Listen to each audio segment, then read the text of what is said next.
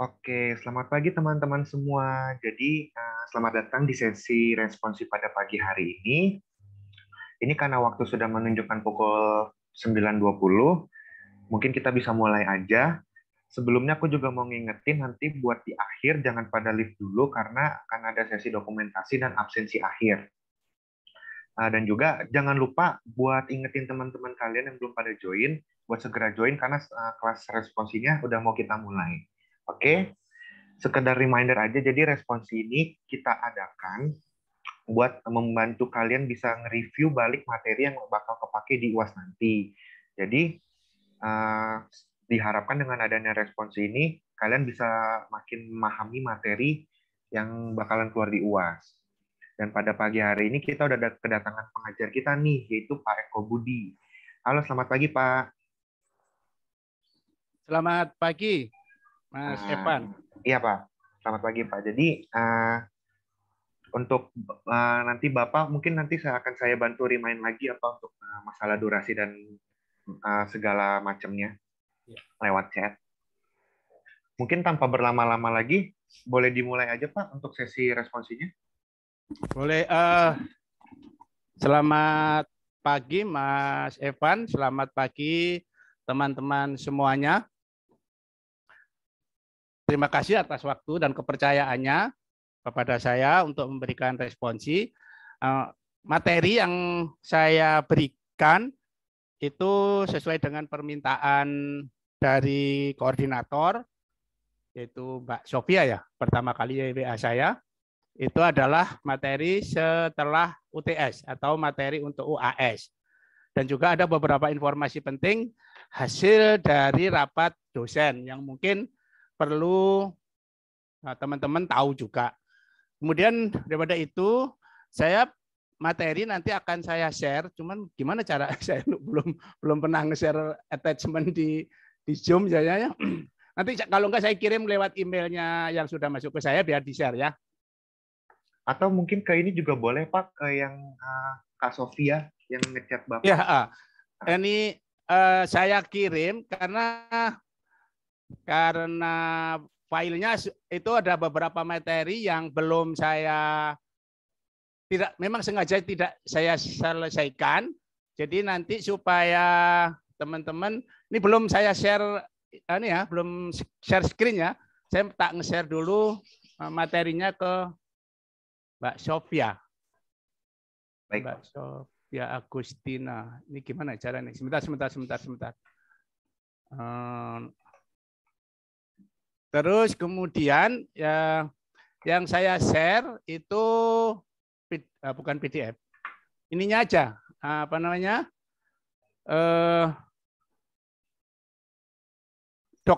Dokumennya yang saya share. Terus kemudian nanti supaya bisa ini maksud saya supaya bisa kalau ini ya bisa apa namanya? Bisa diteruskan gitu ya. Sebentar.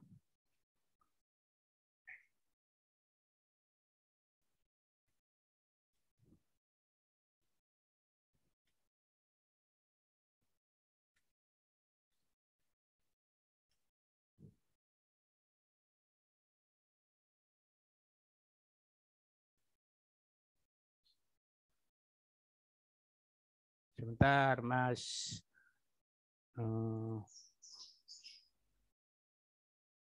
Ini Mas Evan ngambil juga mata kuliah ini? Iya Pak, sama Pak. Kelas di mana? Saya di ini, Kemanggisan. Kemanggisan. Iya Pak. Pak siapa dosennya? Pak Hidayatur Rahman. Oh Pak Hidayat. Iya. Juragani ya. Baik, saya share screen ya. Baik Pak. Ya, saya share screen. Baik, saya mulai. Jadi saya ambil materi dari yang seperti sesuai dengan permintaan. Saya sengaja menggunakan Word supaya nanti teman-teman bisa melanjutkan apa yang belum sengaja saya tidak selesaikan. Namun sebelum kita mulai, Yuk kita bersama-sama berdoa sesuai dengan kepercayaan masing-masing supaya lancar semuanya. Berdoa mulai.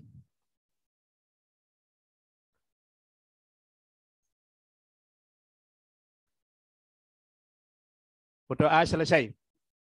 Ya, perkenalkan saya Eko Budi Purwanto. Ya, saya mengajar di BINUS sejak tahun 2000. Waktu rektornya masih almarhumah Ibu Teresia Widya. Jadi sudah mengikuti beberapa kali rektor saya. Ya, ini informasi penting yang teman-teman harus boleh ketahui gitu ya. Setting waktu UAS kan saya di kelas saya informasikan hasil rapat itu ada wacana setting waktunya 200 menit. Ternyata dari hasil saya tidak tahu apakah itu settingannya sudah harus begitu. Ternyata nggak bisa. Jadi waktu UAS tetap seperti waktu UTS. Ya. Waktu UAS tetap seperti waktu UTS, waktunya, durasinya. Kemudian ada 4 soal, ya ada 4 soal, yaitu TSP. TSP ini kasus loh ya. Jadi TSP (Traveling Salesman Problem) itu bisa diselesaikan dengan menggunakan DP atau menggunakan Brand and Bond. Nah di review ini dua-duanya saya contohkan. Terus kemudian mungkin yang di kelas saya sudah pernah, tetapi agak beda ya, agak beda. Jadi ngikutin aja yang kelas saya.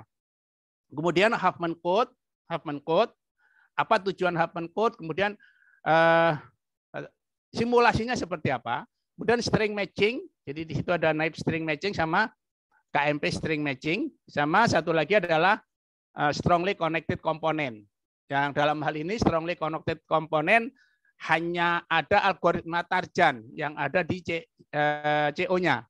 Nah, sebetulnya strongly connected component itu ada beberapa algoritma. Cuman di BINUS ya masih hanya ditampilkan algoritma Tarjan. Ya, ada 4. Jadi TSP, Huffman Code, string matching, dan strongly connected component. Ya. Kemudian tugas yang diberikan untuk Anda dalam UAS nanti yaitu mendesain algoritma. Ingat, mendesain atau algoritma desain. Jadi Anda mendesain algoritma, ada kasus, Anda mendesain algoritma untuk menyelesaikan masalah atau kasus tersebut. Kemudian menganalisis yang ada algoritma yang Anda desain. Jadi analisisnya jangan menyimpang dari algoritma yang didesain. Ya, masing-masing orang mendesain itu bisa beda-beda. Di buku saya atau di materi ini saya cuplikan, algoritma itu adalah langkah-langkah ya secara sistematis dan logik dan sistematis untuk menyelesaikan suatu masalah menggunakan mesin secara umum. Ya. Kemudian Anda ditugasi juga untuk menghitung time complexity dari algoritma yang Anda desain. Bedakan antara algoritma dengan program. Ya. Ini kadang-kadang saya ngasih tugas di GSLC juga begitu. Yang diminta desain algoritma, tetapi yang ditampilkan adalah program. Program C misalnya. Jadi yang diminta itu adalah algoritma. Anda bisa mengimplementasikan dalam bentuk bla bla bla bla, atau dalam bentuk pseudocode, atau dalam bentuk flowchart untuk mengimplementasikan algoritma. Ya. Jadi bukan coding. Tapi nanti kalau misalnya ada proof ya, buktikan bahwa algoritma yang Anda desain itu benar, maka Anda harus membuat program. Nah, kemarin saya rapat sudah bilang supaya kalau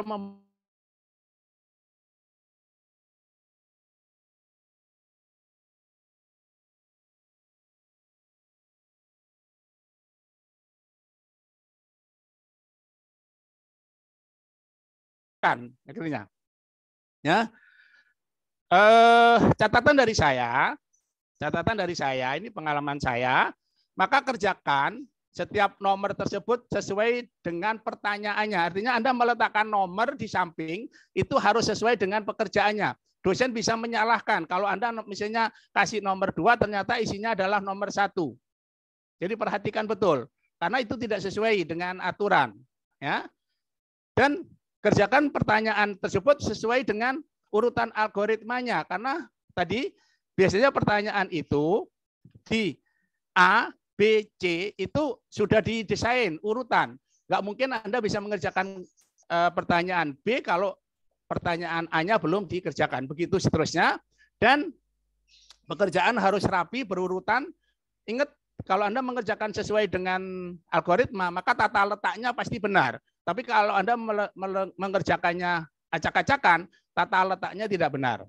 Sebagai contoh begini, algoritma Brain and Bone, ketika Anda menggambar tree search atau pohon pelacakan itu dihasilkan dari perhitungan. Maka kalau tree-nya Anda letakkan di atas perhitungan, berarti salah.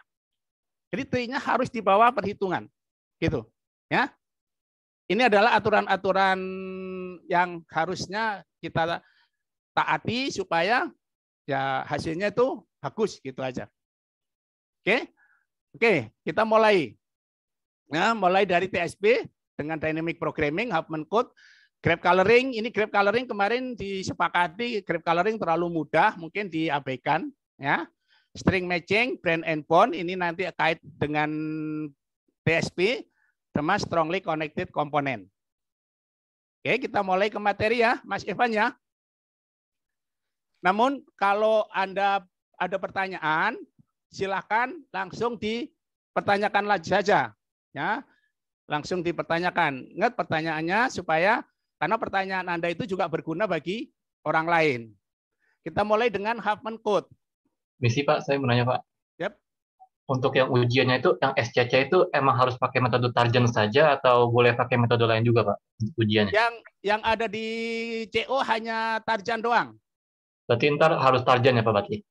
Ya iyalah, maksud ya iya dong. Oke Pak. Sama satu lagi Pak, itu nanti pas ujian, yang pembuktian itu kan disuruh bikin coding, bikin program. Itu berlaku untuk semua dosen atau gimana ya Pak? Soalnya saya nggak tahu. UTS, saya nggak tahu. Karena gini, kemarin waktu rapat, Pak Max sebagai pembuat soal bilang bahwa soal UTS kemarin terlalu sulit dan ada ambigu karena semua harus proof-nya tidak jelas, pakai bahasa apa dan sebagainya. Dan kemudian Pak Max bilang menghindari untuk proof tersebut. Namun demikian, untuk proof Anda bisa melakukan 2 pilihan. Anda bisa melakukan dengan menggunakan coding atau menggunakan simulasi. Nah, yang ada di contoh soal yang akan saya kerjakan, saya menggunakan simulasi. Karena kalau coding macam-macam, Mbak. Saya bisanya cuma C++, Anda bisanya Java, nggak nyambung.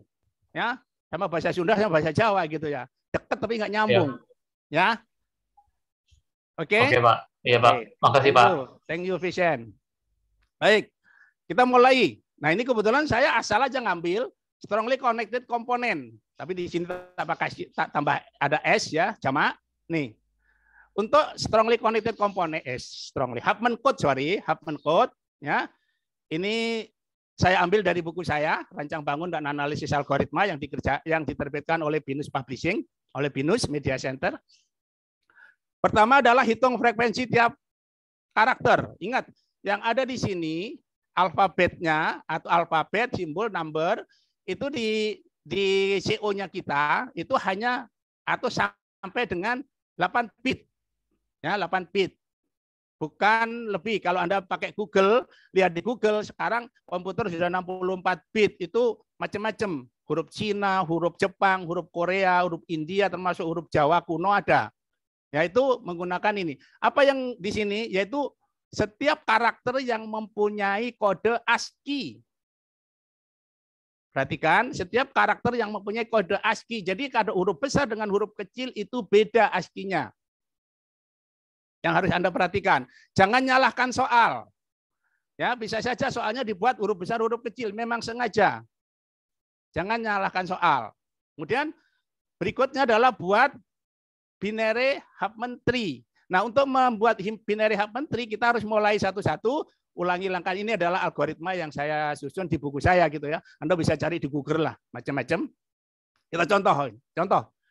Ada kalimat strongly connected component. Di sini pakai huruf besar semua. Kalau seandainya huruf besar, huruf kecil, maka di sini ada S besar, ada S kecil. Ada C besar, ada C kecil. Maka beda. Di sini pakai huruf besar semua. Perhatikan di soal tersebut ada tanda baca enggak? Kalau ada tanda baca itu mungkin disengaja. Misalnya contoh adalah apostrof, tanda titik 2 kanan kiri, ya itu satu ASCII, dia punya kode ASCII sendiri. Sudah lancar audio saya matiin ya. Oke.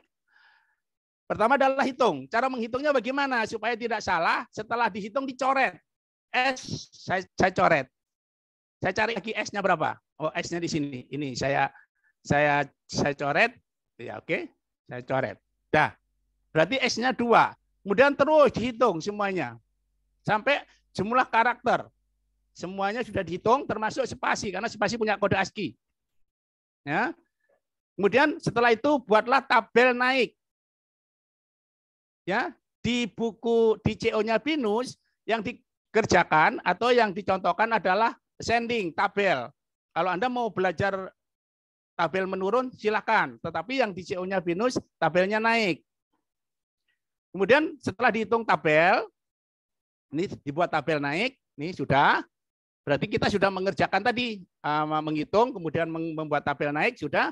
Nah, sekarang dari tabel naik ini ya, dari yang paling kiri, ini kita keluarkan, kemudian kita jumlahkan. 1 tambah 1, LY, 1 tambah 1 sama dengan 2. Taruh di sebelah kanannya karakter yang frekuensinya 2. Di sebelah kanannya, karena kita menggunakan ascending tadi. Nah, kalau menggunakan descending beda. Tapi satu aja, yang kita pakai ascending aja sesuai dengan CO-nya BINUS. Taruh di sebelah kanannya. Keluarkan lagi, taruh sebelah kanannya lagi. Keluarkan lagi, taruh di sebelah kanannya lagi. Ya, Anda bisa mempercepat. Contohnya, ini Y, L, Y, D, M. Ini bisa Anda sekaligus. Anda keluarkan, kemudian ditaruh. Tapi naruhnya harus berurutan. Dari paling kiri di sebelah kanannya lagi, paling kiri di sebelah kanannya lagi, yang frekuensinya itu sama. Ditambah 1, 2, maka ditaruh di sebelah kanannya spasi yang frekuensinya 2. Begitu seterusnya. Ya. Kemudian ini sama PS 3. Ya, 1 tambah 2, 3. Taruh di sebelah kanannya 3. Apa yang huruf 3 di sini? Ada huruf E yang paling kanan. Taruh di sebelah kanannya PS. Ini untuk memahami algoritma ya Pak ya. Anda nggak mungkin membuat coding kalau teorinya nggak paham. Pasti itu taksonomi Bloom sudah. Ya. Jadi pertama kali menghafal, memahami, menerapkan, menganalisis, mensintesis dan mengevaluasi. Ya, Anda tidak mungkin menerapkan kalau Anda tidak paham. Jadi pahami, cara memahami macam-macam. Cara memahami salah satunya dengan menggunakan teknik simulasi. Ya.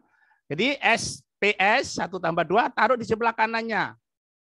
Kemudian SP ya ini apa namanya spasi ditambah dengan 2. Ini urutkan apa namanya Pak? Disejajarkan supaya nanti gampang ngitungnya ketika kita membuat tabel kebenaran, tabel binary. Ya. 2 tambah 2 4, taruh di sebelah kanannya 4. Gini.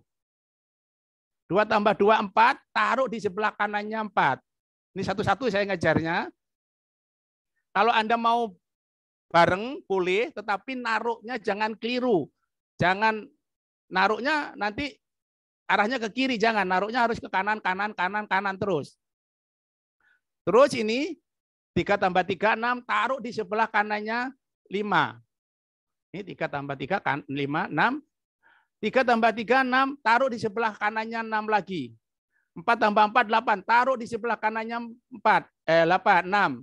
Ini kalau misalnya ini karena ini saya menggunakan Word ya Pak ya, nanti tinggal digeser-geser nanti akan keluar apa namanya gambarnya. Begitu seterusnya 8 taruh di sebelah kanannya 8. Ya ini nggak keluar. Terus sampai semuanya itu menghasilkan pohon pelacakan biner yang tinggal ini ada catatan dari saya. Ini taruh kanan 4, taruh di sebelah kanannya 4 sama 5, sorry 4 sama 5, taruh di sebelah kanannya ini 9, taruh ke sebelah kanannya 8, begitu seterusnya. Sehingga, nah pada akhirnya Anda akan mendapatkan satu pohon biner seperti ini. Nah, ini adalah pohon biner yang dimaksud Huffman. Tujuan Huffman itu adalah berapa sih sebetulnya efisiensi memori atau shape memory kalau dia menggunakan algoritma Huffman dibandingkan dengan ASCII. Kalau ASCII itu setiap huruf, setiap karakter ya itu memerlukan 8 bit. 8 bit dari 1 kali 2 pangkat 0 sampai dengan 1 kali 2 pangkat 7. Begitu seterusnya. Ini setelah kita mendapatkan satu pohon biner, namanya binary Huffman tree. Nah, sekarang kita menghadap ke komputer atau menghadap ke layar, tangan kanan kita itu logic 1, tangan kiri kita logic 0. Tangan kiri kita ya, jadi kita menghadap ke monitor. Ini logic 1, ini logic 0. Sehingga nanti nah, Anda boleh mengurutkan dari kiri ke kanan, dari kanan ke kiri, atau acak. Yang penting jangan sampai ada yang kelewatan. T misalnya. Nah, sekarang kita berikutnya adalah membuat binary Huffman tabel. Ya, tabel biner. Untuk menghitung berapa bit yang diperlukan. Contoh T itu berarti berapa? 0, 0, 0.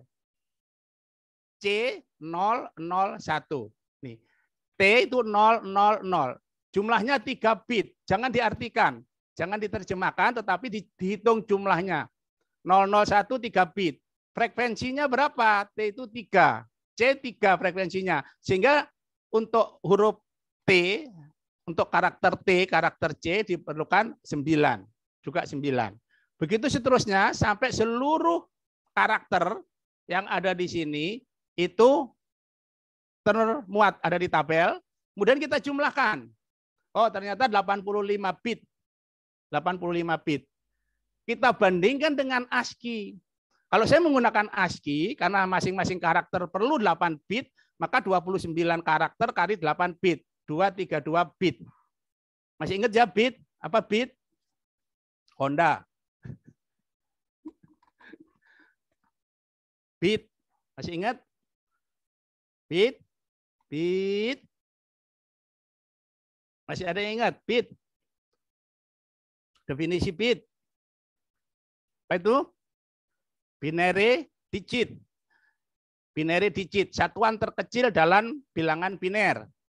Jadi kalau menggunakan ASCII, 29 karakter tadi strongly connected component. Strongly spasi connected spasi komponen spasi. Ya, itu ada 29 karakter kali 8 bit. Kali 8 bit. Jadi di bawah 128. Sama dengan 256 ya. Sama dengan 232 bit. Kemudian kalau menggunakan Huffman adalah 85 bit. Sehingga efisiensinya berapa? Tinggal gampang.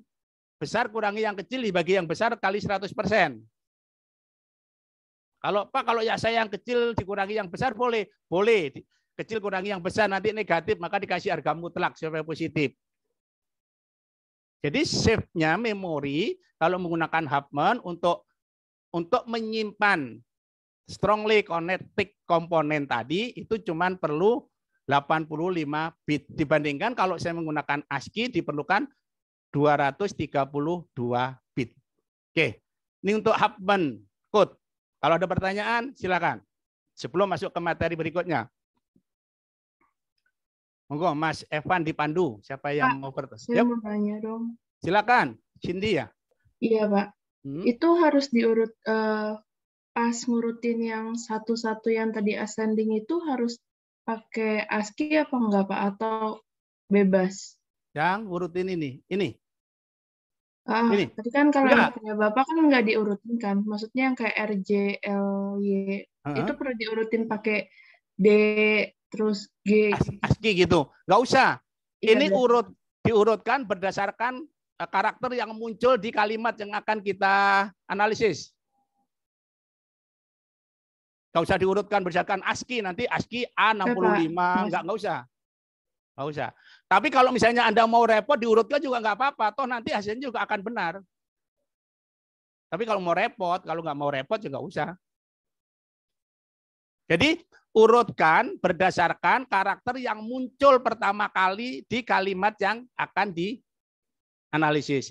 Hati-hati ya, apakah di kalimat, pernah terjadi begini Pak, dosen sudah mengatakan, misalnya ini strongly connected component, ya itu karena makanya kalau saya bikin soal, saya ini kalimat ini tidak akan saya taruh di bak akhir.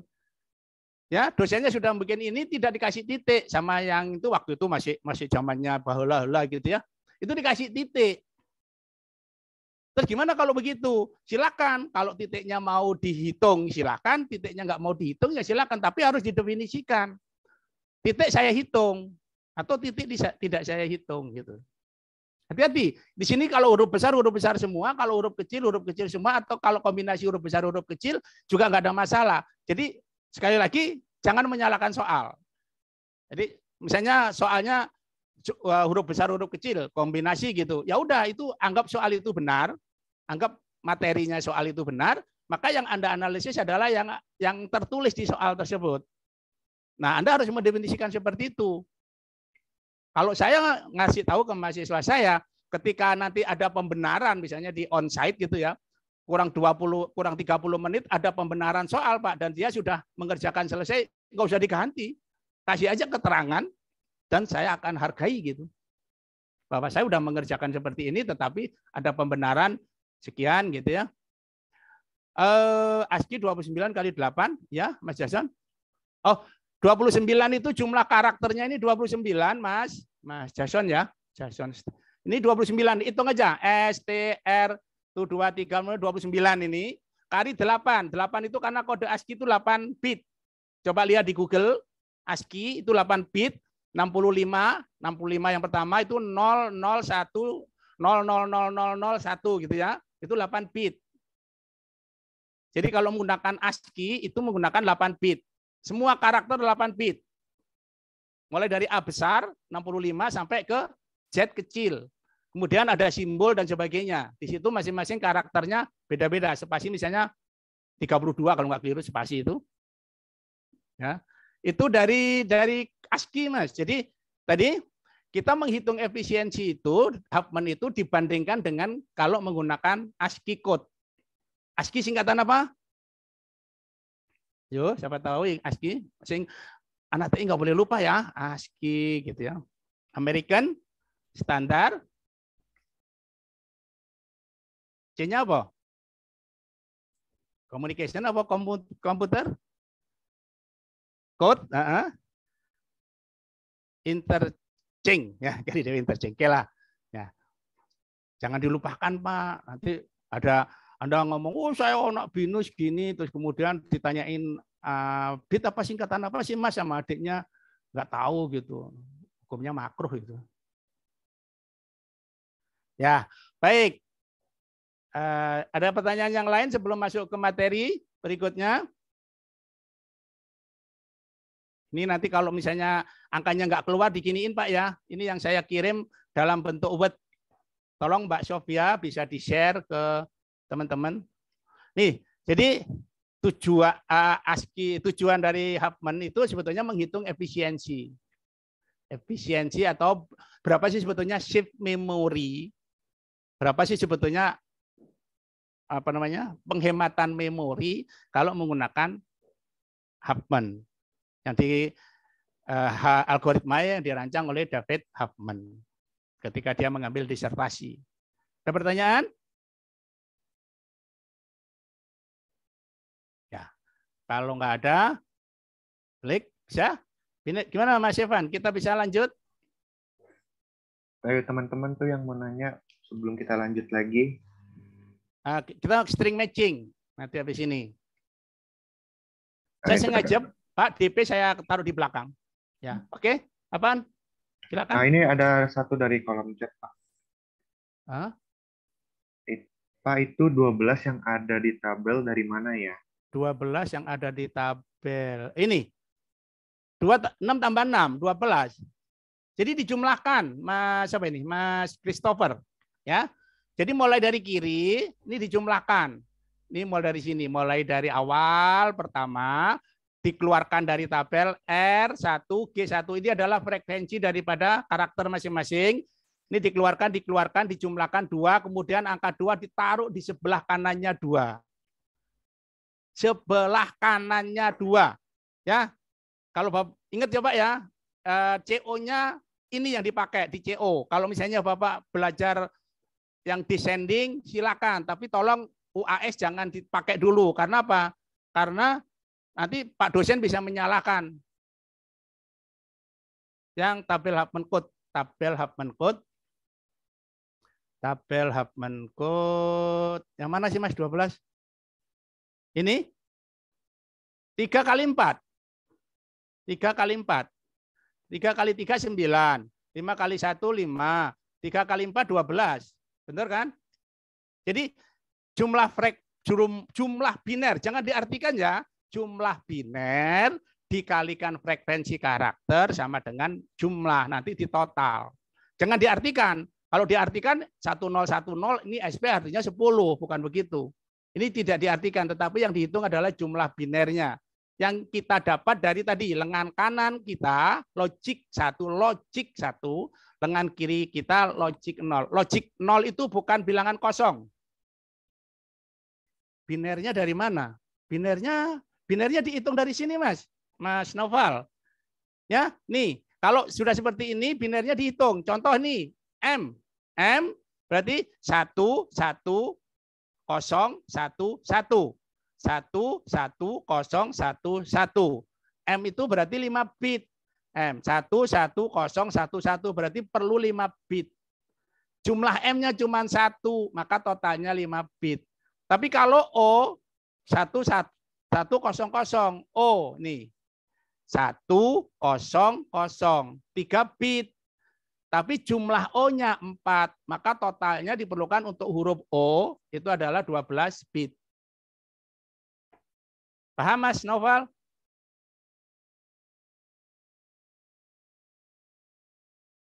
Oke, thank you. Yang lain? Masih rame ini Pak. Pokoknya nanti kalau disuruh approve, terserah apakah dosennya di kelas sudah menggait Anda harus proof by coding atau proof by simulation. Kalau saya dua-duanya saya benarkan. Jadi proof itu kan membuktikan Pak. Saya dulu dapat matematika, buktikan bahwa setengah itu lebih kecil daripada 1. Ya harus membuktikan bahwa setengah itu lebih kecil daripada 1. Buktikan bahwa bilangan pi itu sama dengan 3,14. Kita semuanya tahu, tapi harus dibuktikan, diturunkan gitu ya. Kira-kira seperti itu. Buktikan bahwa integral sinus X itu adalah minus cos X misalnya. Ya. Baik. Sekarang string matching. Nah, string matching ini juga banyak algoritmanya. Ada brute force, ada naive string matching, ada Nath-Morris spread ya. Terus kemudian ada lagi Boy-Moore gitu ya. Nah, string matching ini banyak digunakan untuk pelacakan. Jadi contoh misalnya di doc ini, di doc di sini, saya dockan. Kalau saya di sini saya kata-kata kunci gitu ya, maka dia akan mencari, oh nih ketemu nih kuncinya di sini. Ya, apakah hanya satu page atau semuanya? Jadi string matching itu digunakan untuk mencari tahu di mana dia posisinya. Ya. Nah, contohnya, jadi di sini ada teks atau string itu lebih panjang, ya biasanya sampai 1 alinea boleh, atau bahkan ada yang sampai 1 file. Ya. Kemudian ada pattern. Pattern itu adalah kata kunci yang akan kita cari. Ada 2 algoritma yang ada di CO-nya Binus, ada naive string matching dan Nath-Morris string matching atau KMP string matching. Tidak menutup kemungkinan Anda disuruh mencari dua-duanya dan kemudian Anda disuruh menganalisis. Jadi menganalisis di sini Anda membandingkan Kalau naib string matching saya perlu berapa langkah, kalau pakai KMP saya perlu berapa langkah. Sehingga Anda bisa mengatakan bahwa KMP itu lebih efisien daripada naib string matching. Misalnya seperti itu. Ya. Oke, kita mulai dari naib string matching. Semua cocokkan dari karakter pertama pattern dengan karakter pada tag. Jadi mulai dari kiri ke kanan kerjanya. Kemudian jika cocok maka dicocokkan di karakter pattern kedua dan seterusnya. Jika tidak cocok maka ketidaksesuaian antara pattern dengan tag, maka pattern digeser 1 digit ke kanan. Bukan 1 bit ya. Pattern digeser 1 digit ke kanan. Kemudian ulangi langkah 2 dan seterusnya sampai seluruh pattern, sampai seluruh tag itu sudah di searching ya, dan ditemukan jawaban atau tidak ditemukan jawaban. Nih contoh. Ini di sini supaya lebih gampang spasinya saya buat 222 biar lurus.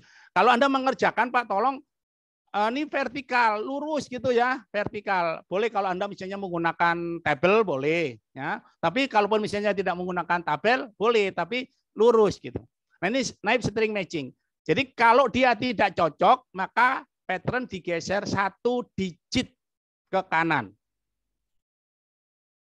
Tuh kuncinya. Ya.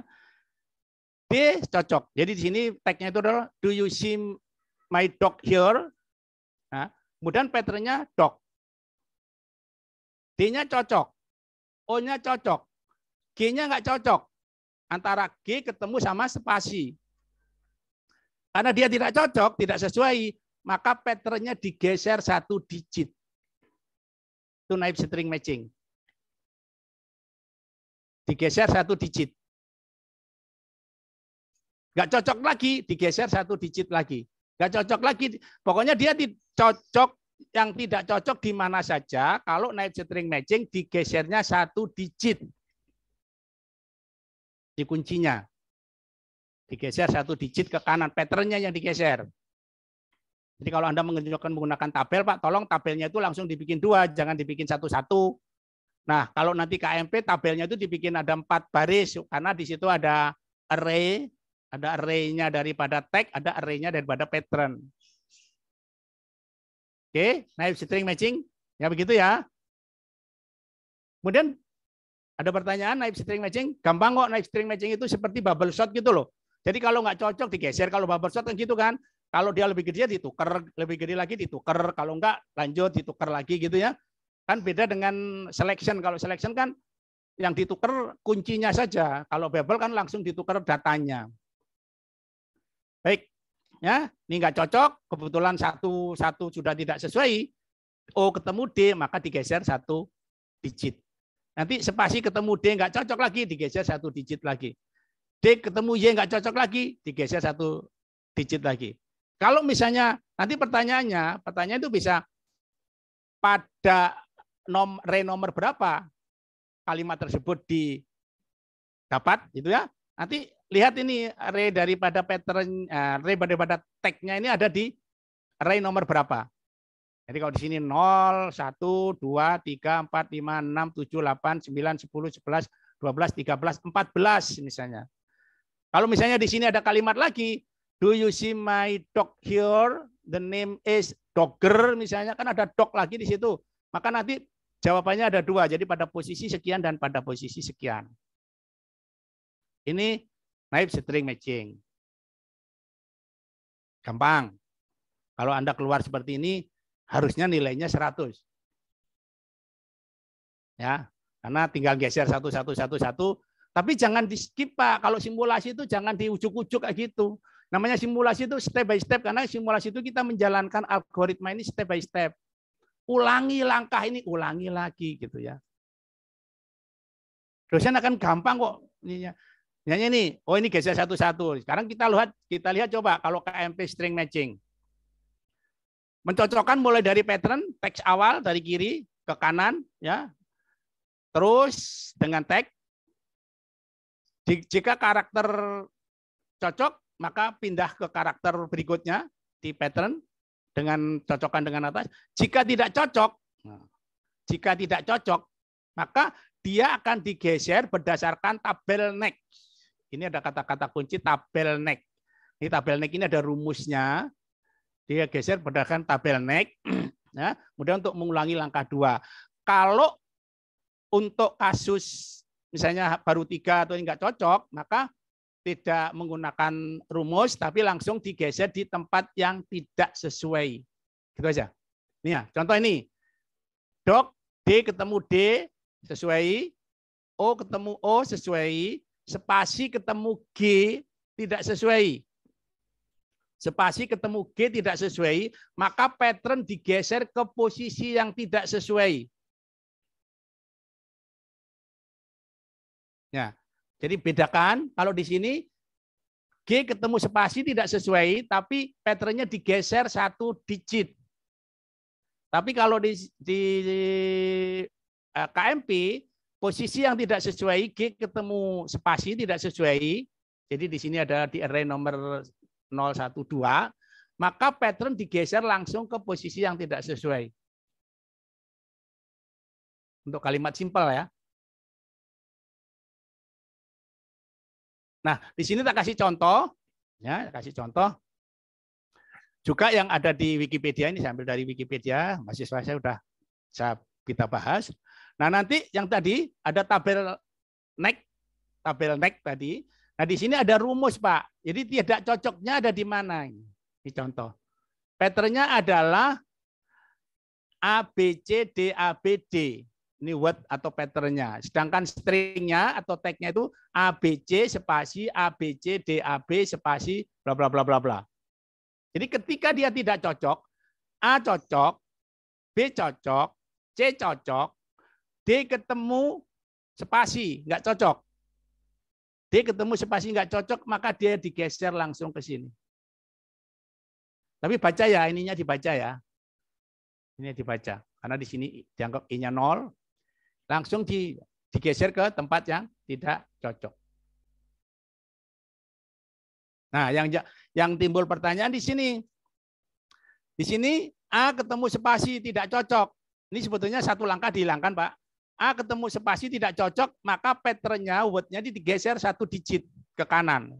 Setelah digeser 1 digit ke kanan, maka muncullah langkah yang ke sini. Jadi setelah ini, itu ada 1 langkah lagi yang dihilangkan. Kemudian di sini, A di array nomor 4, A sesuai B, sesuai C, sesuai D, sesuai A, sesuai B, sesuai D tidak sesuai. Karena ada spasi ketemu dengan D. Ada di array nomor berapa? Array nomor 10. Di array nomor 10. Ya. Apakah ini harus digeser ke nomor 10? Nah, Anda harus baca di sini. Ini ada yang saya merah-merahin dengan asumsi bahwa bukan asumsi. Jadi kalau dia tidak sesuai, maka pattern yang di depannya itu pasti sesuai semua. Ya, kenapa kok diambilnya tidak di angka 10? Kenapa di angka 8? Ya, ini kalau dimajukan, itu berarti kemungkinan dia mendapatkan nilai atau teks yang sesuai itu ada lebih besar. Jangan dimundurkan. Kalau dimundurkan, maka kemungkinan kelompatan atau tidak mendapatkan nilai yang sesuai itu adalah sangat besar. Jadi di sini yang tidak cocok ada di array nomor 10, kemudian D-nya itu nomor 6. Kalau lihat dari rumus, misalnya 10 kurangi 6, ada 4. Geserin balik lagi ke sini, ya kan? Ini tidak mungkin. Maka I-nya sekarang yang dinikan. Ya, I-nya dinikan, maka dikatakan I-nya di sini adalah 2, diambil I2. Nah, ini ada ceritanya, Pak, nanti dicari alasannya. Jadi apa ya? Statistik sebetulnya sih, ya. Maka di sini diambilnya 2, tidak ditaruh di nomor 10, taruh di nomor 8. Nih, taruh di nomor 8. A cocok, B cocok, C tidak cocok, maka ditaruh lagi di tempat yang tidak cocok lagi. Ya, setelah itu tidak cocok, spasi ketemu A tidak cocok, geser 1 spasi, begini seterusnya. Di sini angka 17. Ya, angka 17 yang tidak sesuai. Tapi kenapa kok jadi 15? Jadi patternnya tidak ditaruh di angka 17 yang tidak cocok, tetapi kenapa ditaruh di angka 15? Lagi-lagi ambil 2. ambil 2 huruf di depan yang tidak sesuai, yang itu tidak sesuai. Ini kalau saya bilang sih ini ada hasil simulasi. Kenapa kok nggak diambil 3? Kalau diambil 3 berarti lebih panjang langkahnya. Tapi kalau dilompati, maka kemungkinan tidak sesuai akan lebih besar. Dan seterusnya, sehingga akhirnya sampai didapat. Ini ada dari sini, ada beberapa langkah lagi, ya, diambil 17, diambil 15, kemudian sampai didapatkan hasil. Berarti yang dimaksud dengan string yang matching itu berada pada array nomor 15. Kalau di sini masih banyak, stringnya masih banyak, mungkin didapatkan nomor 15 dan nomor sekian dan nomor sekian dan nomor sekian. Ingat, tadi kalau di sini itu cuman diambil 1 halaman. Bisa juga ada yang diambil sampai 1 file. Jadi semua huruf yang dicari itu akan dikasih kode warna kuning atau warna apa terserah.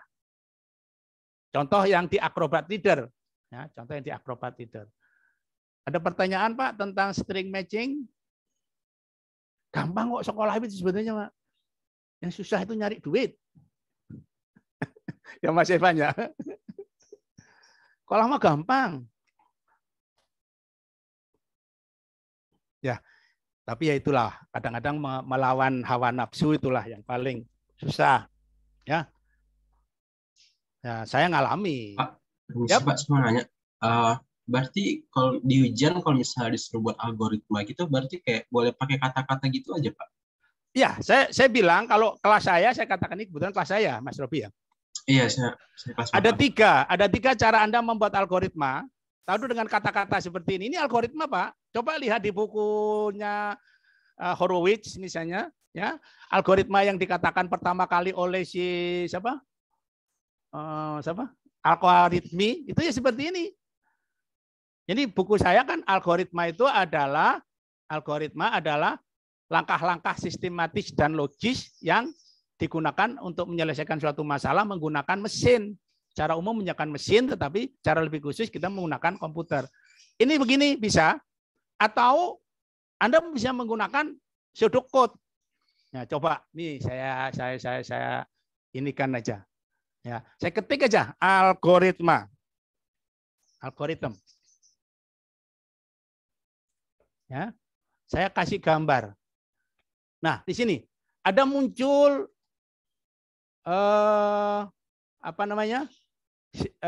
flowchart. Ini algoritma nih. Tapi ada muncul pseudocode. Ya. Ada muncul pseudocode. Ini pseudocode. Ini algoritma. Ini algoritma ini. Tadi langkah-langkahnya itu harus sistematik dan logik dan sistematik. Karena komputer tidak akan bisa mengerjakan kalau dia tidak logik. Tidak logik itu apa? Sesuatu dibagi dengan 0, itu tidak logik. Ya. Sistematis adalah loop yang tumpang tindih. Tumpang tindih itu loop yang overlap. Itu nggak bisa. Tapi kalau loop di dalam loop atau loop bersinggungan, ya nggak ada masalah. Ini bisa ini kan atau yang tadi menggunakan bla bla bla bla bla. Saya pernah membimbing mahasiswa bikin robot, kemudian robot itu, Pak ini kalau ada tembok di depan, dia harus mundur dulu atau harus belok kanan dulu atau belok kiri, terserah. Lu mau bikin algoritmanya seperti apa? Apakah dia harus mundur 1 putaran roda, kemudian dia ambil kanan atau kiri, atau kalau dia misalnya ambil ke kiri, ternyata ada tembok lagi, apakah dia harus balik lagi ke kanan, apakah dia harus muter 180 derajat? Ya tergantung yang menyusun algoritmanya ini. Gitu ya. Jadi bisa seperti ini, bisa dalam bentuk pseudocode, bisa dalam bentuk, biasanya kalau dalam bentuk flowchart itu pasti logiknya lebih susah. Dalam bentuk pseudocode itu logiknya lebih susah. Yang paling mudah adalah dalam bentuk bla bla bla bla tadi. Seperti ini. Lakukan ini. Ingat ya Pak ya, kalau Anda menyusun algoritma itu kalimatnya kalimat perintah. Algoritma itu kalimatnya kalimat perintah, bukan kalimat berita. Ini saya ambil aja ini ya. Nanti ada yang kita taruh di punya saya. Ini kalimatnya kalimat perintah. Oh ya, nanti ini time complexity untuk patokan aja. Ini kasus brain and bone misalnya. Algoritma yang ada di sini itu Lakukan, lakukan, lakukan gitu. Ya. Jadi kalimatnya adalah kalimat perintah, bukan kalimat berita.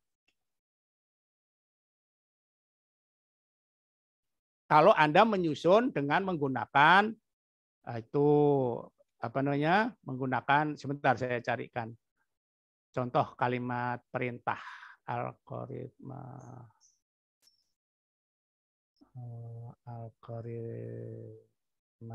nih. Ini contoh algoritma brain endpoint. Ini algoritma brain endpoint. Nih contoh-contohnya. Gambarkan problema, lakukan reduksi, jumlahkan ini, ubah. Jadi semua menggunakan kalimat-kalimat perintah. Karena Anda memerintah komputer. Baik, sampai di sini string matching ada pertanyaan. Jadi kalau Anda misalnya gini Pak, Anda ternyata hanya disuruh menggunakan KMP saja, ya udah gunakan KMP saja, jangan Anda pakai naib string matching. Pak, kalau misalnya saya disuruh menggunakan apa di sini? Boyer-Moore gimana? Ada nggak di CO-nya? Kalau nggak ada di CO, Anda boleh ngelawan. Pak, di CO nggak ada kok. Kalau mahasiswa saya sih tak hargain. Ya masing-masing beda-beda gitu ya. Jadi itulah pattern atau string matching. Jadi mencocokkan antara pattern word di sini dengan string atau tag. Nanti jawabannya kalau Anda buat coding juga jawabannya yang di outputnya itu adalah berupa posisi. Jadi posisinya ada di posisi array nomor berapa gitu. Ini kalimatnya panjang Pak ya, ini tagnya ini panjang. Do you see my dog here? The name is Dogger. Misalnya seperti itu. Jadi ada di posisi nomor berapa. Ya ini keluar, saya kalimatnya nggak ngerti Pak. Nanti gimana kalimatnya Pak itu. Sebetulnya di dalam string matching juga,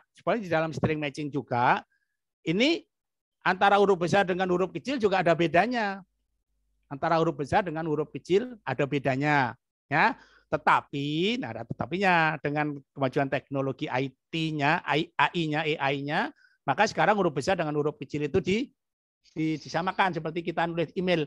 Zaman pertama kali ada email, kita nulisnya huruf besar 1 aja, pasti emailnya nggak mau. Tapi sekarang kita nulis salah huruf besar, bisa. Yaitu komponen AI yang ada di sana. Ada pertanyaan?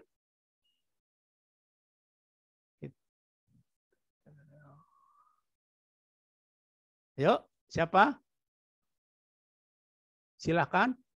Ada pertanyaan ini di chatting apa ini? Pak, apakah file Word ini bisa di-share? Di-share Mas, nanti pasti di-share. Yang saya share Word karena supaya Anda bisa meneruskan. Karena ada yang tidak saya teruskan. Soalnya saya tidak teruskan supaya Anda bisa meneruskan. Saya share pasti. Saya orangnya nggak pelit. Nggak pelit saya. Ada teman Pak yang pelit gitu, ilmu mau juga sekolah dulu mahal gitu, sekolah juga susah gitu. Saya bilang Pak, kalau saya ini dapat bersaing, mahasiswa saya yang saya luluskan sudah ribuan orang ini kemudian mengambil makanan saya mungkin udah mati kelaparan Pak.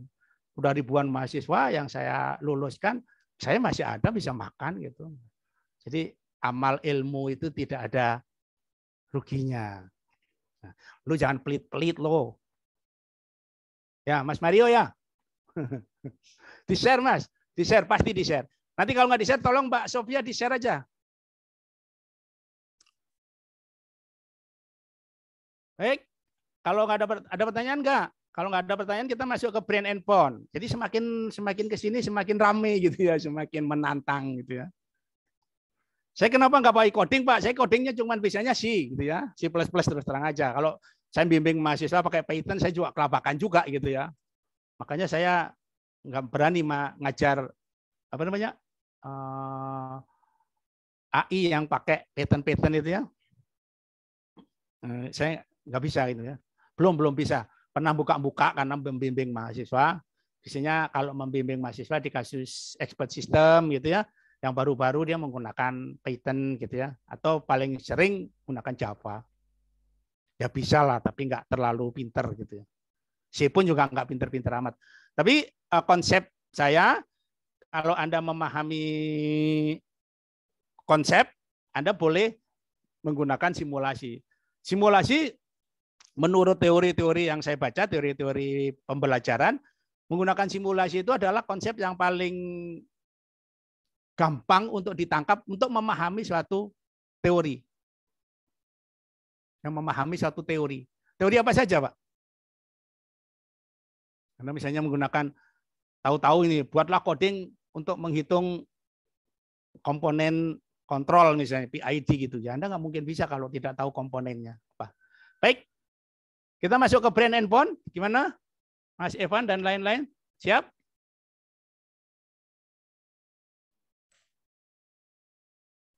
Kalau sudah siap, maka kita masuk brain and bone. Kasusnya sama Pak, TSP, Traveling Salesman Problem. Ya, ujian itu biasanya 5 kota. Kalau di onsite ya, onsite itu biasanya 5 kota. Kalau 4 kota terlalu mudah. Ya, nah berarti, tapi karena ini di online harus diselesaikan sampai selesai. Jadi brain and bone itu biasanya kita disuruh melakukan simulasi untuk mendapatkan nilai note. Kemudian kita setelah mendapatkan nilai note, kita membangun tree, pohon pelacakannya berdasarkan nilai note tadi. Sehingga terakhir kita menentukan lintasan dengan minimum cost. Jadi kasusnya sama. Saya beberapa 2 tahun yang lalu disuruh membuat ini, kasusnya itu adalah perancangan untuk membuat pipa PDAM di Gunung Kidul. Di Gunung Kidul itu ada tempat lokasi namanya Goa Pindul. Di situ ada pos satpam, ada aula, ada gedung serbaguna, ada restoran. Maka bagaimana mahasiswa merancang pipa PDAM tersebut sehingga didapatkan jumlah pipa PDAM yang seminimal mungkin. Tuh. Goalnya adalah minimum cost. Jadi goalnya minimum cost. Algoritmanya brain and bones. Brain cabang, bone itu dibatasin. Sehingga nanti kalau misalnya Anda di lapangan itu cabangnya ada 100, itu nggak mungkin Anda cabangnya 100, Anda cuma mengambil 1.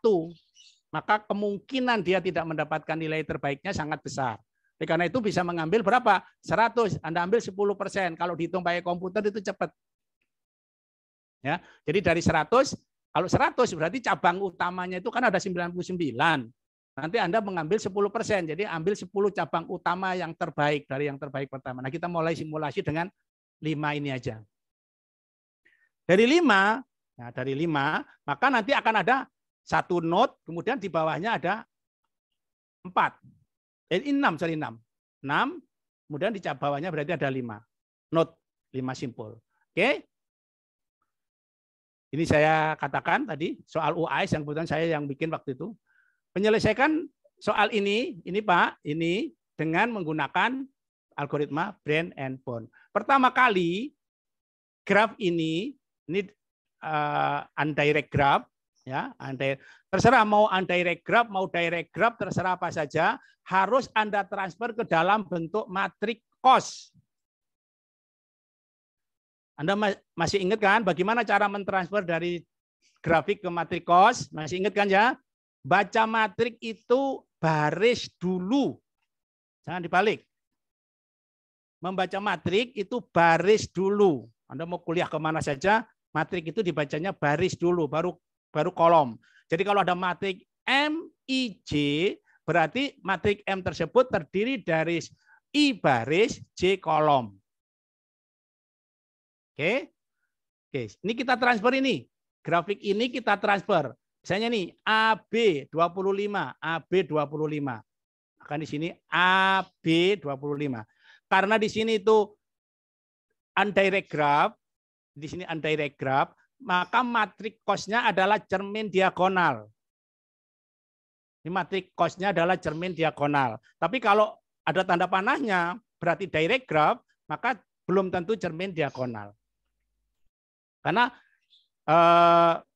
jalur berangkat dengan jalur balik belum tentu sama. Kayak angkot di Bandung deh. Siapa yang pernah ke Bandung?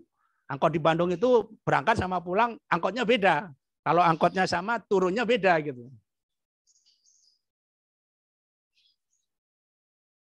Ya, oke, kita transfer AB, AC, AD, 25, 19, 19, 25, 19, 19, dan seterusnya. Ya, saya harap transfer dari grafik ke sini benar. Jangan salah Pak ya, kalau salah angka, ini ke bawah salah semua nih. Runtutannya salah. Nah, berikutnya adalah kita membuat matrik tereduksi. Definisi dari matrik tereduksi itu baca di bukunya Pak Eko ini ya. Baca di bukunya Pak Eko, analisis rancang bangun dan analisis algoritma. Matrik tereduksi itu adalah matrik yang setiap baris dan strip kolom mempunyai elemen 0. Matrik tereduksi adalah sebuah matrik yang setiap baris dan strip atau kolom mempunyai elemen 0. Cara untuk mengenolkannya bagaimana? Kurangin dengan elemen terkecil. Nah, untuk matrik cos yang tidak ada hubungannya dikasih nilai tak terhingga. Ya, yang tidak ada hubungannya dikasih nilai tak terhingga. Bukan dikasih nilai 0. Kalau 0 nanti 0 bisa dihitung, tapi kalau tak terhingga ini yang ini nggak ada ya, ini nggak tak tulis di sini nih. Yang ini. Nih ya, gambarkan grafik, presentasikan, lakukan reduksi baris satu kolom untuk mendapatkan matrik utama. Jumlahkan pengurang, gunakan sebagai nilai simpul Indo atau root. Untuk lintasan I ke J, misalnya lintasan untuk simpul 2, misalnya baris 1, 2, ya, maka ubah baris I kolom ke J, matrik awal, tadi matrik reduksi, dengan tak terhingga, dan juga elemen AJ1, ya, dari matrik MC tadi, dirubah tak terhingga. Ini alasannya. Kemudian lakukan reduksi baris dan kolom dan seterusnya. Nanti ini saya tambahkan, nggak apa-apa dah. Kalau ini saya ambil dari buku saya ya. Iyalah, dosen BINUS kan sudah nulis buku, Pak. Ya iyalah. Ini buku saya yang kelima kalau nggak gitu. Oke. Baik, sekarang kita reduksi kolom, reduksi baris. Ya, reduksi baris. Baris pertama nggak ada nolnya, maka baris pertama kita kurangi 16, yang paling kecil. Ya. 25 kurangi 16, bla bla bla bla bla. Kalau angkanya salah tolong dikoreksi nanti ya, koreksi sendiri. 0 ada. Baris kedua dikurangi 17. 0. Baris ketiga dikurangi 18. Baris keempat dikurangi 18, baris kelima dikurangi 16, baris ke-6 dikurangi 17. Kemudian jumlah ini pengurangnya dijumlahkan. Nah, sebelum menjumlahkan ini kita lihat sekarang nih kolomnya. Apakah kolomnya sudah tereduksi? Kolom 1 ada 0, kolom 2 ada 0, kolom 3 ada 0, kolom 4 ada 0, kolom 5 ada 0, kolom 6 ada 0. Berarti kita tidak perlu mereduksi kolom. Ya. Nah, ini kita jumlahkan, jumlah pengurang. Menjadi 102. Kalau angkanya salah dibenerin ya. Ini 102. 102 ini adalah kita buat sebagai node awal, simpul awal. Ya, ini saya hijaukan, ada tulisan harus benar. Anda menghitung matrik utama ini harus benar, karena matrik utama ini akan dibawa sampai menyelesaikan kesemuanya sampai selesai. Kalau di sini ada satu saja elemen yang salah, maka ke bawah angkanya tersebut akan salah. Jadi teliti, ya, yang teliti di sini harus teliti. Oke, ini sudah. Ternyata 102. Anaknya berapa? Karena di sini matriknya 6 kali 6, maka anaknya di bawah adalah 5. Yaitu 0 dari 0, 01, 02, 03, 04, 05 ini lintasan. Atau kalau saya kemarin sudah, ini sudah saya rubah ya. 11. 0. Oh ya, belum saya rubah ini. Ini kemarin aslinya 0 Pak ya, pakai 0 bukan pakai ABC. Oke, lintasan 01, 02. Baik, Sekarang berikutnya adalah, ini saya rubah dulu. Tolong Mbak Sofia, Mbak Sofia ya, tolong dirubah. Ini 2, ini 3, ini 4, 1, 4, 4, 1, 5. Ini lintasan aja. Anda boleh boleh mengatakan simpul A, simpul B, simpul C, simpul macam-macam. Silakan saja. Kalau Anda paham, itu nama aja. Yang penting Anda memahami. Oke. Sekarang kita lihat ini 1, 2. Ada lintasan 1, 2. Terserah Anda mau menamakan simpul apa. Simpul 0, simpul 1 boleh, simpul 1, simpul 2 boleh, atau simpul A, simpul B boleh. Lintasan 1, 2. Artinya ketika kita membuat lintasan 1, 2, berarti baris pertama, kolom kedua harus diganti tak terhingga. Baris pertama, kolom kedua diganti tak terhingga. Dan baris kedua, kolom pertama, karena ada tadi, ada ini. Ubah elemen AJ,1.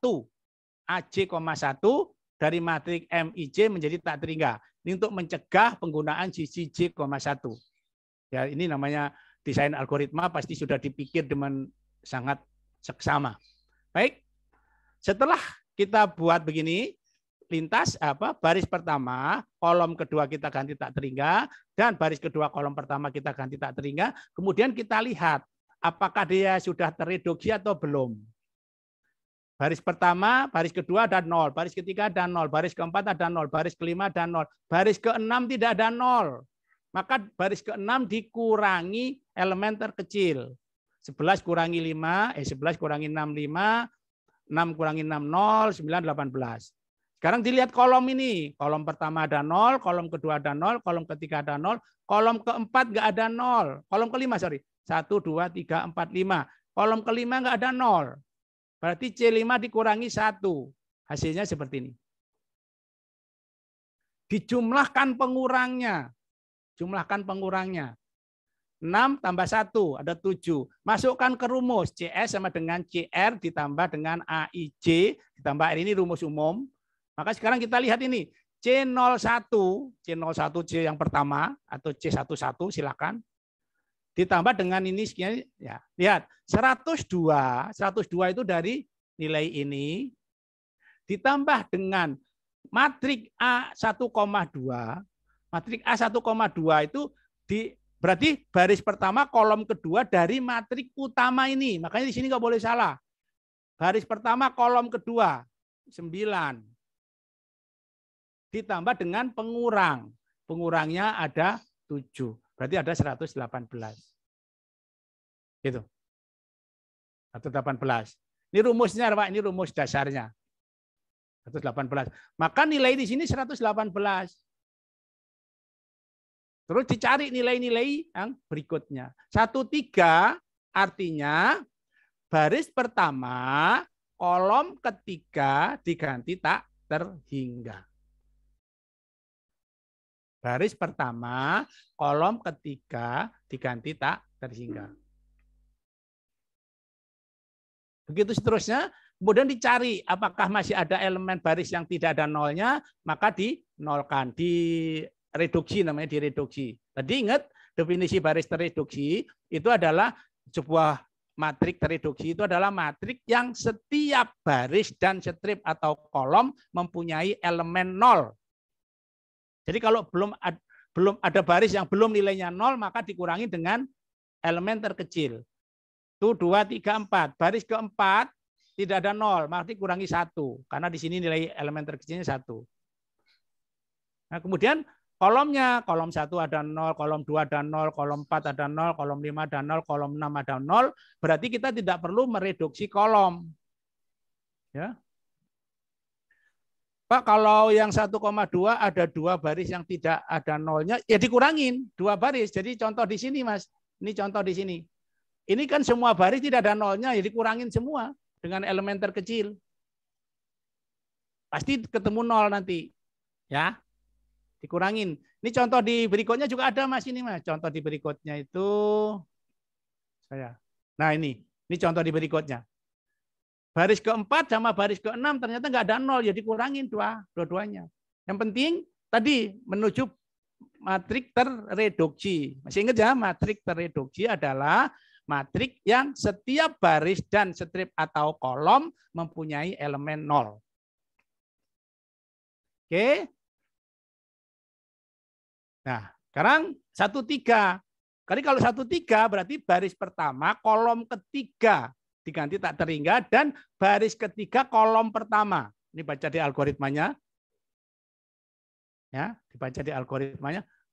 Dari di bukunya Horowitz atau Thomas Corman juga ada, Pak. Ya. Pakai bahasa Inggris lagi di sono. Gua nggak ngerti.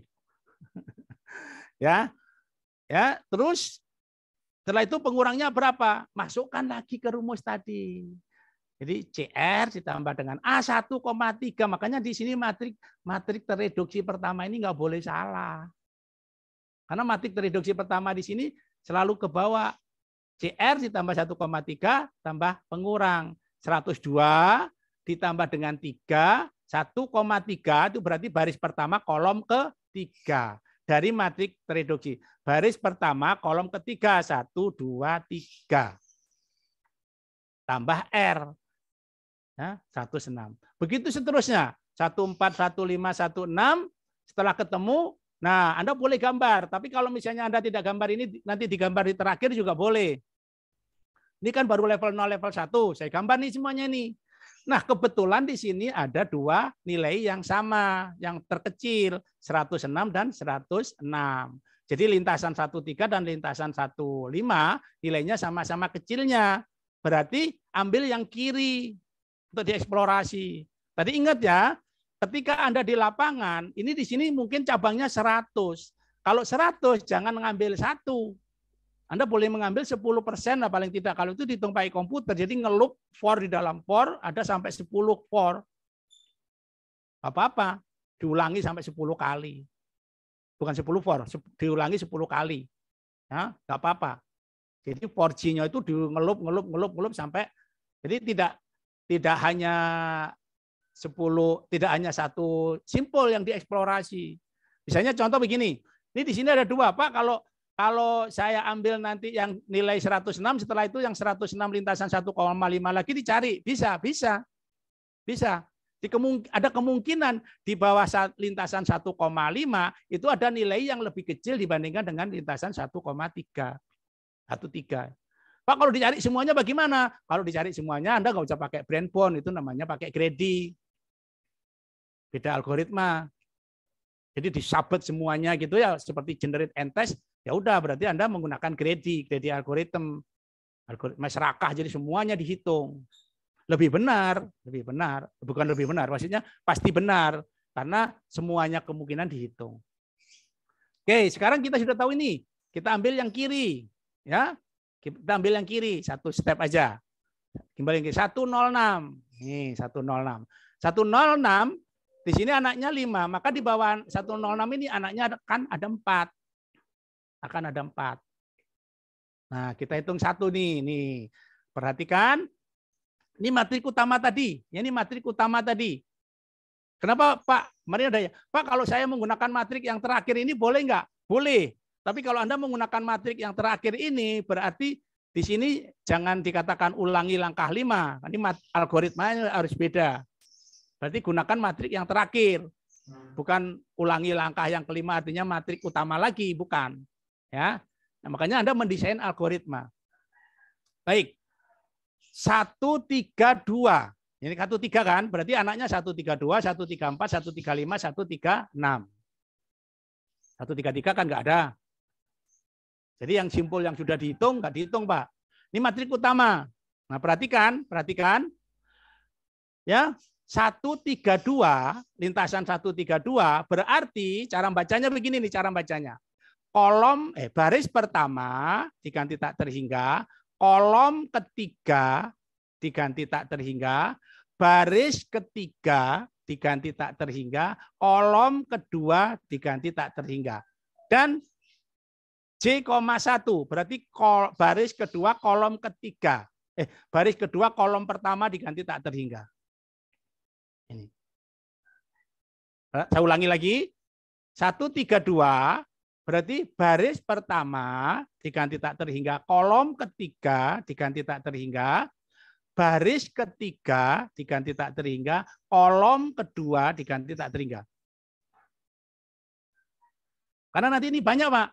1324, 1325, 1326, 1323 misalnya. Terus kemudian nanti 1324 yang terpilih. 13245, 13246. Kalau yang terpilih 13245 berarti 132456. Jadi terakhir nanti anaknya di sini tinggal ada 1. Terakhir 1 dan terakhir 1. Nah, baru nanti semuanya akan terisi tak terhingga. Jadi ini tadi yang pertanyaannya Mas siapa tadi? Ya. Kalau ada 2 baris yang tidak ada nolnya, ya dikurangin. Ini baris keempat, karena nggak ada nolnya, kurangin 1. Baris ke-6, nggak ada nolnya, kurangi 11. Maka ini sudah ada reduksi baris. Baru reduksi kolom. Kolom pertama, kolom kedua, kolom ketiga, kolom keempat. Nggak ada nol. Kolom kelima ada nol, kolom ke-6 ada nol. Berarti kolom keempat nggak ada nol, dikurangi dengan 3. Jadi nilai yang terkecil. Nah, ini sudah ada matriks reduksi baris, dijumlahkan pengurangnya 15. Setelah dijumlahkan pengurangnya, masukkan lagi ke rumus. Nanti ke rumus yang pertama tadi, masukkan ke rumus yang ini. Nah, sekarang tidak menggunakan 102, Pak, karena kita sudah ada di level kedua, karena kita sudah ada di level kedua. Ya, di level kedua, maka sekarang tidak menggunakan 102, tadi menggunakan 106. Jadi 132, ini 132 itu sini 106 ditambah dengan 6. 6 ini dari mana? Nih, matriks utama 3,2. Berarti baris ketiga kolom kedua. Dilihat di matriks utama. Baris ketiga kolom kedua. Nih, 6. Ditambah dengan pengurang 15 sama dengan 127. Masukkan ke not di sini 127.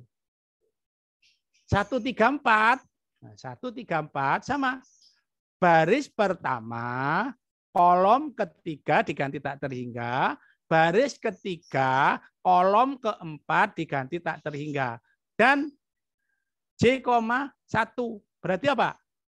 Baris keempat, kolom pertama. Baris keempat, kolom pertama diganti tak terhingga. Itu 2, 3, 4 diganti tak terhingga. Setelah itu, masih ada nggak yang nggak ada nolnya? Oh, baris keempat nggak ada nolnya, direduksi. Kolomnya sudah nggak ada nolnya semua, maka dihitung. Selesai, setelah dihitung, masukkan ke rumus, 34. Ya, 34 berarti baris ketiga kolom keempat, dari matriks utama, baris ketiga kolom keempat, 1, 2, 3, 4, nilainya 0. Masukkan ke sini, nilainya 0. Tambah 1 pengurangnya, 107. 107 berarti nilai not 134 itu adalah 107. 135, 136 kerjakan sendiri, makanya kita kasih doknya supaya Anda bisa menyelesaikan. Nanti kalau misalnya nih Pak, misalnya nih ya, misal ada lintasan apa 1, 3 berapa 1, 3, 5, 6 misalnya 1, 3, 5, 6 gini. Berarti cara bacanya ya, berarti baris pertama diganti tak terhingga, baris pertama, kolom ketiga diganti tak terhingga, baris ketiga, kolom kelima diganti tak terhingga, baris kelima, kolom keenam diganti tak terhingga, dan baris keenam, kolom pertama diganti tak terhingga. Cara bacanya. Ini dari saya aja. Ya, cara bacanya seperti itu. Ada pertanyaan Pak di sini? Algoritmanya saya nggak nampilkan karena ada nanti mendesain algoritma bisa berbeda. Ini algoritma yang saya ambil dari buku saya. Ya. Mulai dari 3 sebetulnya direpresentasikan. Jadi kita membuat matrik cost karena bekerjanya dengan matrik cost. Bedakan betul antara matrik cost dengan agensi matrik. Ya, kalau agensi matrik itu simpul yang tidak berhubungan, elemen yang tidak berhubungan dikasih nilai 0. Kalau cost metrik, cost, ya, cost matrik itu adalah nilai yang tidak berhubungan, simpul yang tidak berhubungan dikasih nilai tak terhingga. Kalau tak terhingga itu sesuatu dibagi tak terhingga 0, Pak. Jadi tidak akan disurvei sama komputer. A, B, C, D, E, F, G dibagi tak terhingga 0. 1 juta dibagi tak terhingga 0. 1 dibagi tak terhingga 0. Tapi kalau sesuatu nanti dikasih 0, matriknya dikasih 0, nanti dikasih bagi 0, jadinya tak terhingga. Ya. Dengan diketemukannya bilangan 0, maka kesulitan matematik itu menjadi berpuluh-puluh kali lipat. Karena sesuatu yang dibagi tak terhingga menjadi 0. Ya, sesuatu yang dibagi tak terhingganya 0. Saya pernah bertanya, tak terhingga itu di mana? Sehingga ada sebuah paper dengan adanya kali tak terhingga, maka 2 garis sejajar akan bisa ketemu. Di mana? Di tak terhingga. Iya, sampai oke. Ini terima kasih Mas Evan. Ya. Ini sudah, berarti sudah. Sekarang kita masuk ke berikutnya. Ini selesaikan sendiri ya. Ini kasus TSP dengan menggunakan DP. Kalau menggunakan Dynamic Programming, silakan Anda lihat di CO-nya. Slide nomor 15-16, pertemuan 15-16. Sudah, plug aja pakai itu. Ini kasusnya, ini matrik cost-nya, kemudian cara menyelesaikannya seperti ini. Ini saya copy dari sana. Ya, plug aja sampai situ. Caranya adalah cari, misalnya dari sini, A, B, C. Dari A, kalau A dari A kemana ini? A bisa ke B, bisa ke C, bisa ke D. AB 12, AC 11, AD 16. Maka saya ambil yang paling kecil. Yang paling kecil nanti kemana saja. Kemudian saya ini kemudian dihitung tree-nya bisa digambarkan. Sama kalau menggunakan. Oke? Kita adalah strongly connected component. Tadi strongly connected component yang ada di CO, course outline-nya dari BINUS itu hanya Tarjan algorithm. Ya, ada Tarjan algorithm saja. Jadi nggak usah pakai algoritma yang lain karena di CO-nya cuman pakai Tarjan saja. Baca algoritmanya, ini salah satunya. Ya. Bagaimana caranya? Hati-hati. Jadi ini kata kunci dari saya ya. Tujuan daripada strongly connected component itu adalah apa? Maksimum subset. Nah ini.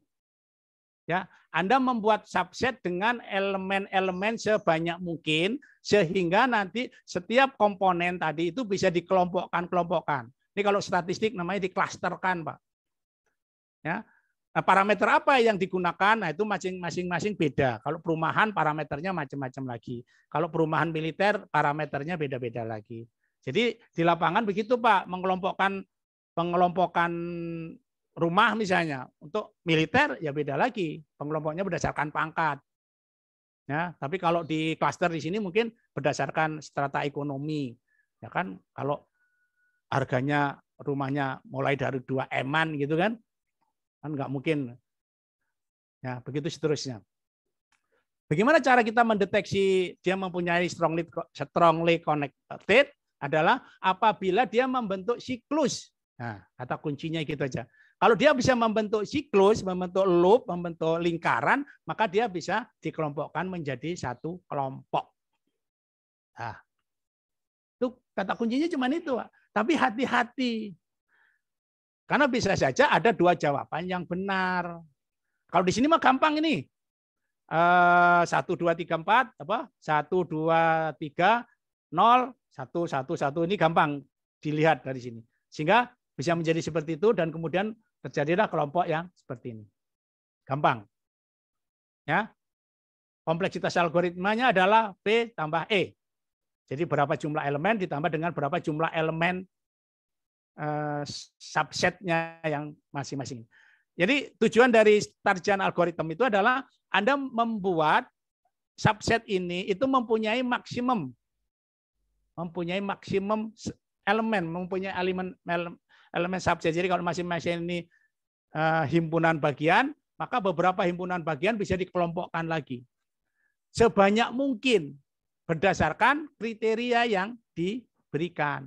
Kalau di sini, kalau di grafik, kita hanya mengatakan, kita hanya bisa melihat mana komponen-komponen yang mempunyai koneksi timbal balik, gitu.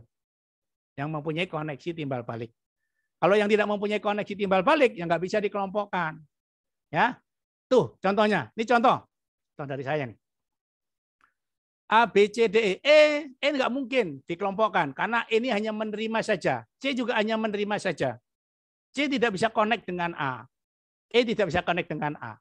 C tidak bisa connect dengan D atau dengan B. Maka tidak bisa dikelompokkan. Sementara ABD, ya ABD di sini bisa connect. Kalau seandainya tidak ada tanda panah ini, ya nggak bisa dikelompokkan. Gitu. Caranya seperti itu. Algoritmanya baca sendiri. Oke, coba kita buat satu latihan lah. Misal ini,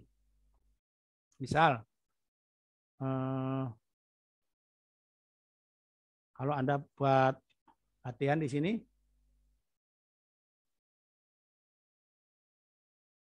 masih ada waktunya. Ya, menurut Anda, ada berapa subset? Nanti outputnya Pak ya, nanti di outputnya itu kalau di codingan, outputnya itu seperti ini. Nah ini outputnya seperti ini. Outputnya itu adalah seperti ini. Kalau di coding, hasil coding itu outputnya seperti ini. Kemudian digambar lagi jadi seperti ini. Jadi kalau misalnya ditanyakan Tarjan, ya udah. Kalau misalnya Anda menggunakan gambar dari sini hasilnya seperti ini. Kalau misalnya ada himpunan-himpunan yang bla bla bla bla bla, maka outputnya seperti ini. Oke, coba kalau seperti ini kira-kira menurut Anda ada berapa subset ini? Ada berapa subset?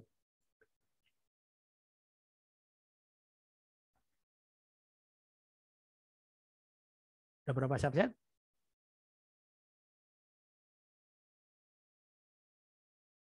Menurut Anda? Ayo yang lain. Untuk kompleksitas, ada di penjelasannya. Jadi kompleksitas ini tuh V itu karena grafik V-nya gitu. Jadi ada kompleksitas ini Pak. Berapa tergantung kepada jumlah berapa elemen yang subsetnya. Kemudian juga masing-masing elemen ini tergantung kepada berapa masing-masing elemen. Jadi di sini ada for, kemudian di sini ada for. Tapi di plus loh ya. Ini linear loh. Ini bisa linear. Bukan order 2. Kalau V kali E itu order 2, tapi kalau V plus E itu linear. Ya, beda ya. A plus B itu linear. Kalau AB itu bisa order 2. Order 2 itu artinya kuadrat.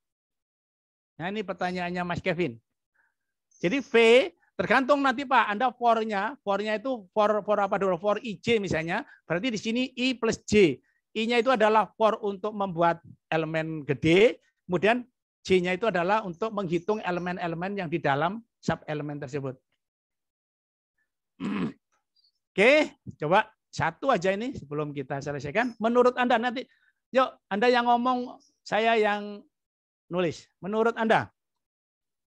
Ini pasti beda. Bisa jawab, Pak. Ini ya, siapa ini? Mas Mario, 0, sebentar, sorry. Ya, 0, kemudian 567 menurut Mas 567. Nanti yang tidak setuju boleh usul. Ya. 567.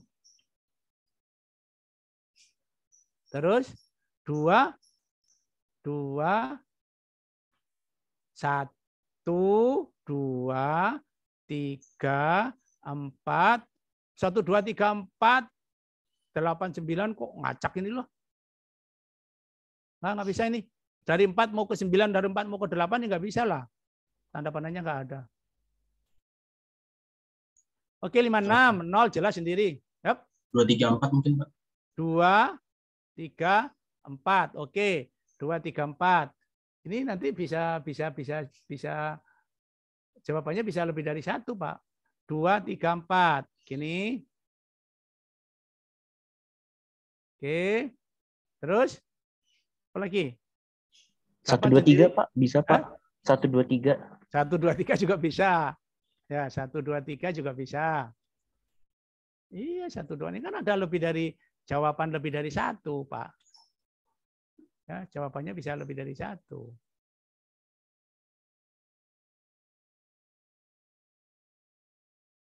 Ya. Terus 8 sendiri, 9 sendiri gitu. Nah, ini ada yang menarik ini. Dari 4 ke 8. Dari 4 ke 8 bukannya bisa iya, tapi urutannya itu loh Mas yang benar maksud saya. Oke, coba kita urutkan. 0 jelas sendiri, ya. 0 jelas sendiri. Sekarang dari 1. 1, 5, 6, 7. Dah, selesai. Ya. 1, 5, 6, 7. Berarti 5, 6, 7. Oke, sekarang kalau dari 1. 1, 8, 9, 4, 2, 3, 1. Bisa nggak? 1, betul ya? 1, 8, 9, 4, 2, 3, balik lagi 1. Betul. Mas Mario. Sama 5, 6, 7. Ya? Berarti, Pak, kalau misalnya saya menjawab begini, terus kemudian orang lain menjawab segitu, ya bisa saja benar-benar semuanya, Pak. Atau kalau misalnya, kalau Pak saya pecahkan di sini, jawabannya seharusnya ada 3, tapi saya menjawab 4, bagaimana? Berarti Anda tidak maksimum subset. Ya, algoritmanya kan untuk mendapat maksimum subset. Sama dengan grab coloring. Kalau Anda keluar nanti grab coloring, Pak, ya kalau grab coloring itu keluar, tujuan dari grab coloring itu apa? Memberi warna. Satu, memberi number, kemudian chromatic number. Yang kedua adalah coloring map. Dalam coloring map itu goalnya ada 2 cuman, atau constraint-nya ada 2. Gunakan jumlah warna seminimal mungkin, ya. Tidak boleh ada 2 simpul atau 2 layer yang berbatasan mempunyai warna yang sama. Selama itu Anda jalankan, pasti benar. Gunakan jumlah warna seminimal mungkin. Kalau Anda bisa menggunakan 3 warna, jangan dipaksakan jadi 4, malah salah. Ya. Ya, ini jawabannya Mas Mario nih ya. Jawabannya Mas Mario nih. Yang jadi